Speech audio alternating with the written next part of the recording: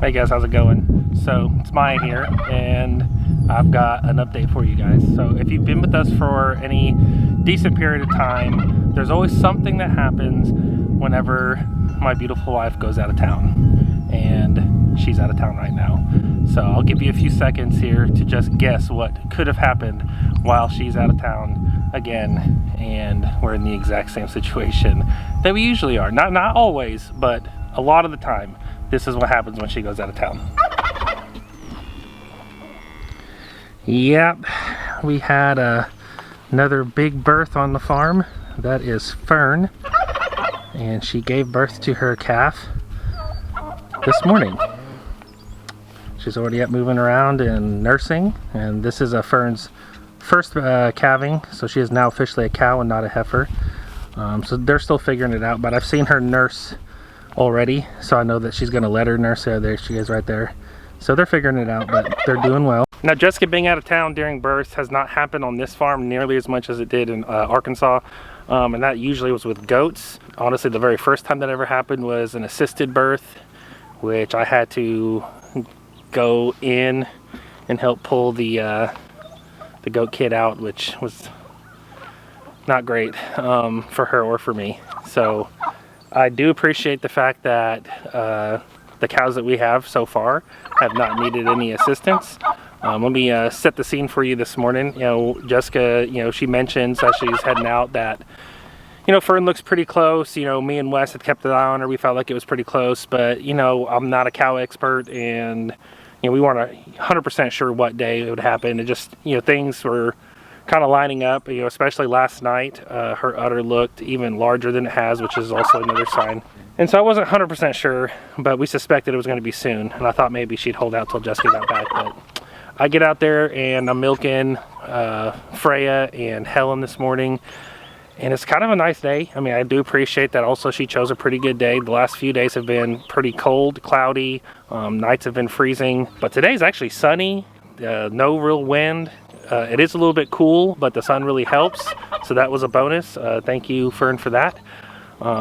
Anyways, I was out in the milking stall milking, and because I got taking in the nice weather, looking around, and I look across the pasture, and I see a little baby calf come spilling out onto the ground.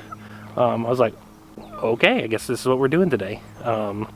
So let her, just kept an eye on her while I finished milking. She's cleaning her up good. She cleaned up the afterbirth, all that, little baby's walking around doing well. By the time I was finished milking, she had stood up on her own. By the time that I was done processing the milk and I had to fix something inside the barn, I was heading back to the house and she had started nursing. So far as I can tell, everything's going well. I'll double check on Fern tonight to see if I need to milk off some colostrum. With Freya, we had to milk off colostrum. I think we ended up getting like a gallon and a half that we froze and are keeping for future emergency or something like that. So we'll just keep an eye on things, but I do need to go check if it's a girl or a boy. I haven't done that yet, actually. I keep saying she because it's supposed to be a girl. So Helen was artificially inseminated with sexed semen from select sires. She did produce a heifer like she was supposed to, which is never 100%, but it's supposed to be pretty close. It's like 80% or something like that. And then Fern would be our second cow, but they came to us bred, but she was also bred with sexed semen from select sires. A different dad than Hallie. So we're going to see if we're 2 for 2 on getting heifers like we're supposed to.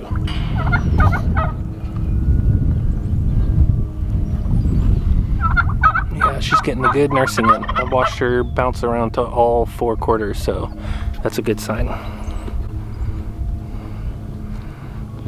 Let's see if she's actually a she. Hey, girl.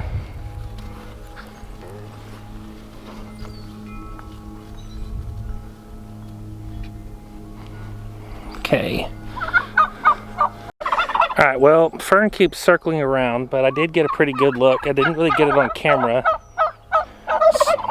The turkeys. Being turkeys. Okay, so as far as I can tell, there's definitely no testicles, and there's no pizzle under the belly. But from what I can tell, Oh, okay, yeah, there it is. So that's a girl. All right. So that means we're 2 for 2 on sex semen from Select Sire. So if you guys are looking to artificially inseminate a cow and you weren't already considering them, because I'm pretty sure they're the most popular ones to get it from, so far we're doing pretty good. So that's a heifer, which means that her name will be Fraulein. Jessica has been saving that for the next heifer calf. So guys, welcome Fraulein to the farm. You know, I'm not 100% sure what we're doing yet with all of these cows. You know, the thing about calculus is they also multiply. So now I've got Hope, Helen, Fern, Freya, and then I've got Hallie. These are all the jerseys, full jerseys, Hallie. All right, and then we've got Delmer, which he's actually going to just be raised up for meat because we're not keeping a Jersey bull. And now we've got Fraulein. So I've got 6 full-blood Jersey females. Now 2 of them are heifers and 4 of them are cows because they've had calves. So that's a lot of jerseys. We have, technically, if we count Fern now, we have 3 that are in milk. Hallie hasn't been bred yet, and Hope is dried off, and we're kind of exploring some issues that she's having with her cycle. So we'll let you guys know as soon as we figure out what's going on with that. We're gonna have to have a vet come out and check her, because something about her cycle's off and she hasn't been cycling properly, so she hasn't been rebred yet, which I haven't put a lot of pressure on her to do that because with the current cow situation we have, I don't really need her to get rebred and come back into milk here soon. I know that we probably will as long as everything checks out on her health checkup. But again, like I think it's okay to just give her a break for a while. So she's we'll figure that out, and like I said, we'll keep you guys in the loop. As far as the rest of the cows, I don't think we're going to end up keeping all of these jerseys on this farm. You know, I know at some point we are going to expand into having a bigger Jersey herd, but I'm pretty confident that we're going to do that at a later date on a bigger property that's close by, that will be more of like a production farm. Probably when we open the center that we're believing for, we'll have a bigger Jersey herd to be able to provide more milk to more people and go through all the certification processes and all that we need to do. So that kind of leaves us with, we have some decisions to make on what cows we're keeping, which ones we're going to end up selling, things like that. Kind of a hard decision. I mean, I've got relationship stuff of cows that I feel close to, like Helen, but then I've also got production choices. Hey, Freya's come up to say hello. Hey girl, did you see that? Did you see that your sister had a baby? She's a mama now, just like you. Okay. Hey, what's going on? Alright, well, I'm down here petting. She won't leave me alone, so I'm just going to have to rub on her while I film this and talk about this. Alright, so our best producer is definitely Freya currently. Her udder has good attachment. The teats are a little small for hand milking, which is a con for Jessica because she really loves the romantic hand milking. Hope definitely wins in that category. Helen, we really enjoy her. Her breeding stock is good. Like the kid that she threw, Hallie, is a beautiful cow. But her production is nowhere near as good as Hope, Freya's, or Fern's. Okay, I'm gonna step out because she won't leave me alone. And I don't want her to jump on top of me, which she has done in the past. I stepped outside the fence because Freya was getting really attentive to what I was doing, and she has jumped on me or attempted to jump on me before, and I've got my mind focused on the camera, so I just don't want that to be a possibility. So I'm on the safe side of the fence now. Alright, so anyways, Freya is definitely our best producer. Hope has the best hand milking teats. We love Helen's composition and everything. She's just not the best milk producer. And so like I said, we're going to balance all this stuff, and we're going to figure out which of the ones that are staying and which of the ones aren't. So we'll just have to make some hard decisions, because part of me is just like, you know, we'll keep all the cows. I just know that our current operation and the amount of pasture we have will not accommodate that very well. And so like I said, we'll keep you guys in the loop as we make decisions. But anyways, I'm going to sign this off for my portion of it. Jessica's out of town, so obviously I had to come film this for you guys.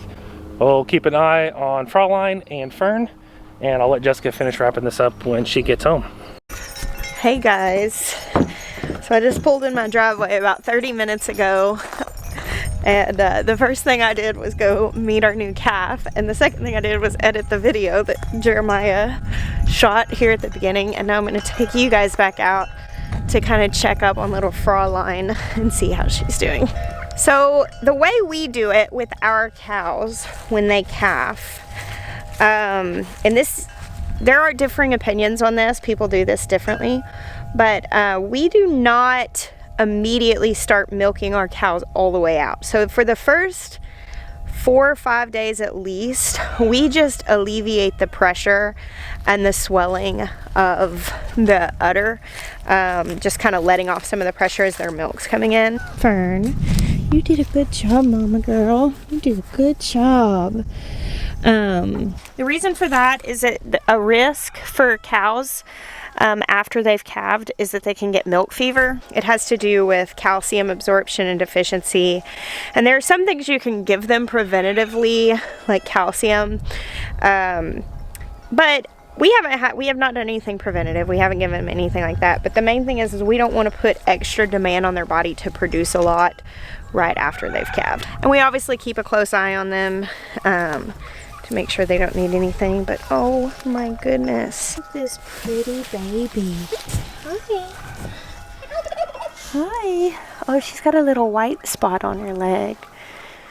Hey, beautiful. Hey, beautiful. You sweet mama. Am I making you nervous? I don't think so. I think not. You did a good job. You did a good job. I'm so glad that she calved without any issues. I was really concerned because she's so petite that I'm also just kind of a worrier sometimes. I wish that wasn't the case. So as Jeremiah broke down earlier, that we have talked about potentially like not keeping all of these cows. We are going to be fencing in some pasture next door to put our beef cows on. That way we'll have our big pasture here for our dairy, and that'll provide more space for them. And for right now it's okay. We don't have any like major pressure to sell anybody, but we'll see what kind of milker Fern turns into. So Fern, Freya, and Helen are all A2. This baby should be A2. I don't know. We've not tested Hallie and we've not tested Hope, so I don't know what they are. But Hallie should be based on her breeding. I don't know at all about Hope. So that hasn't been like a major motivator for us, but sometimes that A2 milk is more digestible by people who might have issues with milk. It's why goat's milk is so much more digestible for a lot of people, is because it's all A2. We'll see. All of that would go into consideration when we would think about who we were selling and who we were keeping, and we're not in any rush to do that. But our numbers have grown. She's a lot darker than like Hallie was, but Fern is also darker. I mean, she's got her winter coat right now, but hello, darling. I kind of want to get her up and see if she has any more white spots, but she's happy. As a fellow mama, you just don't go messing with a mama's baby whenever the baby's happy. We'll just let her alone. She's been nursing really well today, Maya said, and he did milk out some colostrum today. But like even when we do that on the beginning, he milked out about 1 gallon and she was not empty, and he stopped. It's like we're not trying to milk them completely empty, because I'm not trying to put the demand on her body to produce as much as possible, because I want her to kind of level out and recover from birth, not trying to produce as much as possible. So far that's worked for us. We've not had any issues with them recovering or having milk fever or anything like that. I'm super excited. Of course this happened when I was out of town. We have this running joke about that. I told Jeremiah before I left, I was like, she's looking really close to me. She's probably gonna give birth while I'm out of town. I went this weekend on a trip that had been planned for months, and when I planned the trip, I had in my mind that Fern's due date was March 1st. I had that wrong, obviously. And of course, she did get, this was a week and a half before her actual due date, but It's when I was out of town. Oh well, it's a little disappointing, but we have a healthy calf and there were no complications. So I'm okay for that. I really appreciate Maya getting some footage for you guys when she was like 30 minutes old, wobbling around. And now we get to watch her grow together. So thank you guys for hanging out with us and celebrating our new Fraulein. I bless you. Until next time.